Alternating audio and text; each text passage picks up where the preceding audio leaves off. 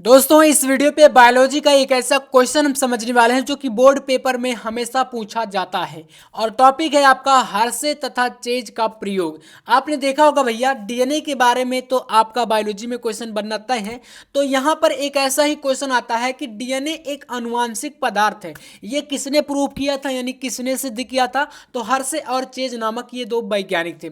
इनका नाम भाई यहाँ पर पूरा समझ लेना, अल्फ्रेड डी हर्षे और मार्था चेज। ठीक है, ये नाम है। और इन्होंने प्रूव किया था कि जो डीएनए है आनुवांशिक पदार्थ है। किस तरीके से प्रूव किया, यानी किस तरीके से सिद्ध किया था, ये क्वेश्चन काफी ज्यादा इंपॉर्टेंट है और बोर्ड एग्जाम में हमेशा पूछा जाता है। तो चलिए देखते हैं। अब हमेशा पूछा जाने वाला शब्द आप समझते होंगे, मतलब जैसे 7 सेट बनते हैं तो लगभग ये मान के चलो कि किसी न किसी 2 से 3 सेट में ये क्वेश्चन रख दिया जाता है। अब आपके पास कौन सा सेट आएगा वो तो आप नहीं जानते ना हम जानते हैं, ठीक है, बट तैयार करना है आपको ये क्वेश्चन। चलिए शुरू करते हैं। सबसे पहले यहां पर मैं बता दूं तो एक क्वेश्चन मैंने बताया था कि जो डीएनए है इसको वाटसन और क्रिक ने जो है कैसे प्रूव किया था, इसका मॉडल कैसे दिया था। इस पर आपने वीडियो देख लिया होगा और अगर नहीं देखे तो चैनल पर विजिट कर लीजिएगा या तो सर्च कर लीजिएगा वाटसन और क्रिक का मॉडल। यह भी क्वेश्चन आता है।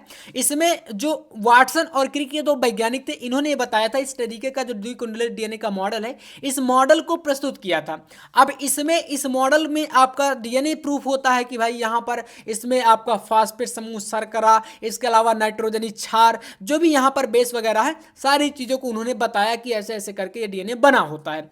अब यहाँ पर हम इस वीडियो में जानते हैं कि ये कैसे प्रूफ होता है कि भाई ये अनुवांशिक पदार्थ भी है, क्योंकि आपको पता है कि जो डीएनए है ये सभी जीवधारियों में पाया जाता है। ठीक है, तो यहाँ से देखिए आपका बनता है कि इन्होंने बैक्टीरियोफेज विषाणु, जो कि जीवाणु पर आक्रमण करने वाला होता है, बैक्टीरियोफेज मतलब जीवाणु जो कि आक्रमण करने वाला, पर अपना अध्ययन किया, जिसमें इन्होंने एस्केरोसी यानी कोली यानी कि ई कोलाई इसको बोलते हैं, जीवाणु के जीवन चक्र से संबंधित यहां पर कुछ चीजें इन्होंने प्रयोग की। इसमें क्या देखा, पहला पॉइंट यहां पर समझना कि प्रयोग में किसी जीवाणु भोजी का प्रोटीन या डीएनए कौन सा भाग जीवाणु में प्रवेश करता है, जिस भाग का जीवाणु में घुसना सिद्ध हो गया वही हम लोग समझते हैं कि क्या है, अनुवांशिक पदार्थ है। अपने प्रयोग में इन्होंने एक मतलब जैसे होता है ना, कोई भी एक्सपेरिमेंट कोई वैज्ञानिक करते हैं तो अपने अपने क्या करते हैं, एक मत को सामने रखते हैं। मतलब कि भाई जैसे कि दो वैज्ञानिक हैं, अब आपने जिस प्रकार से साइंस है हमारा, केमिस्ट्री में आप लोग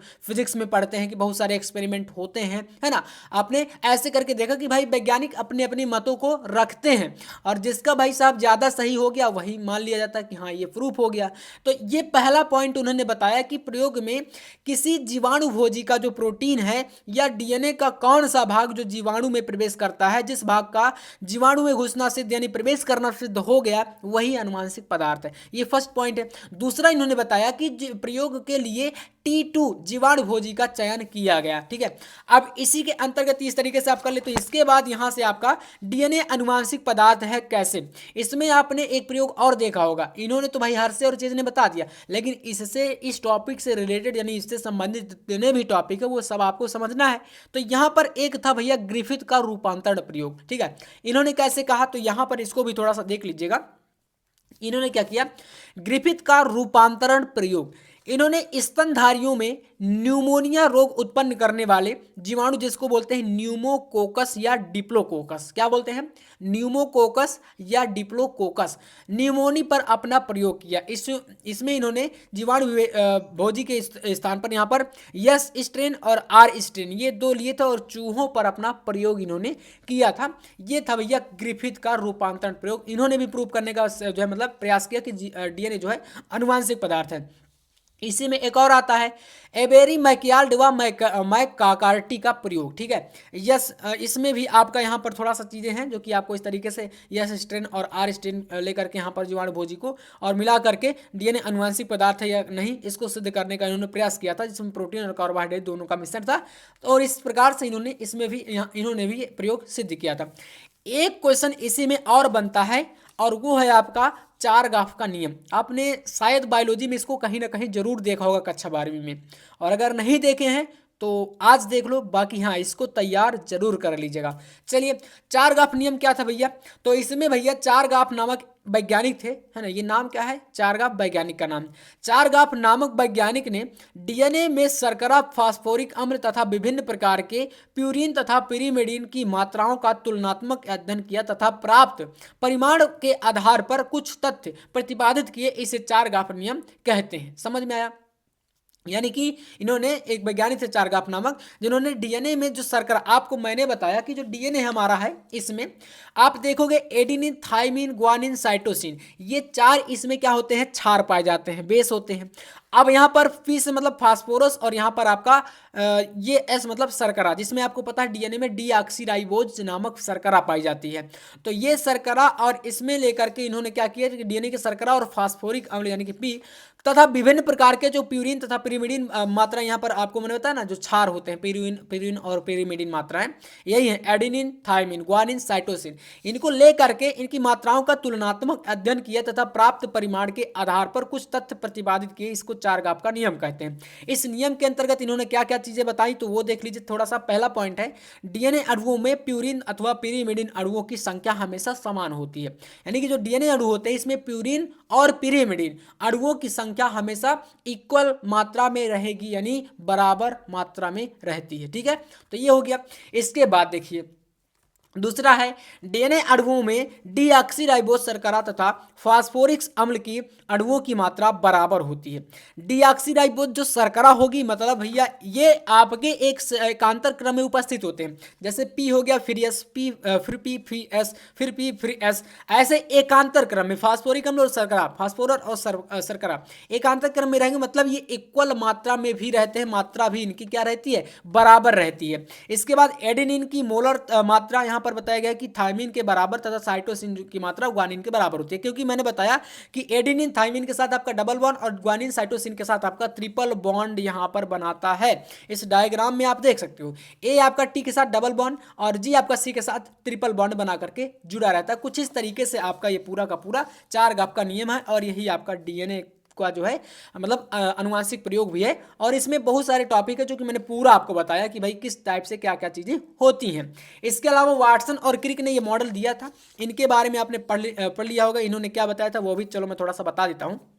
इसमें देखो, डीएनए दो न्यूक्लियोटाइड श्रृंखलाओं से बना अत्यंत जटिल यौगिक है। दोनों न्यूक्लियोटाइड श्रृंखलाएं एक विशिष्ट विधि से कुंडलित रहती हैं तथा प्रत्येक श्रृंखला में सहस्त्रों यानी हजारों न्यूक्लियोटाइड्स होते हैं, जिसमें 1953 में वाटसन और क्रिक, ये दो वैज्ञानिक थे, इन्होंने इस मॉडल को दिया था और बताया कि 1962 में इस काम के लिए उनको नोबेल पुरस्कार से भी सम्मानित किया गया था। इन्होंने क्या क्या इस प्रयोग में पाया, यानी कि क्या क्या जानकारी इसके अंतर्गत इन्होंने रखी थी, तो देखो इन्होंने बताया कि प्रत्येक डीएनए अणु 3 महत्वपूर्ण घटकों से मिलकर बना है। जैसा मैंने बताया कि डीएनए में शर्करा होती है, फास्फेट समूह होता है और नाइट्रोजनी क्षार होते हैं, जो कि क्षार में आपके 4 यहां पर होते हैं, एक एडेनिन, एक थाइमिन, एक साइटोसिन, एक ग्वानिन, ये 4 क्षार होते हैं, जो कि इस चित्र में आप स्पष्ट तौर पर देख सकते हैं।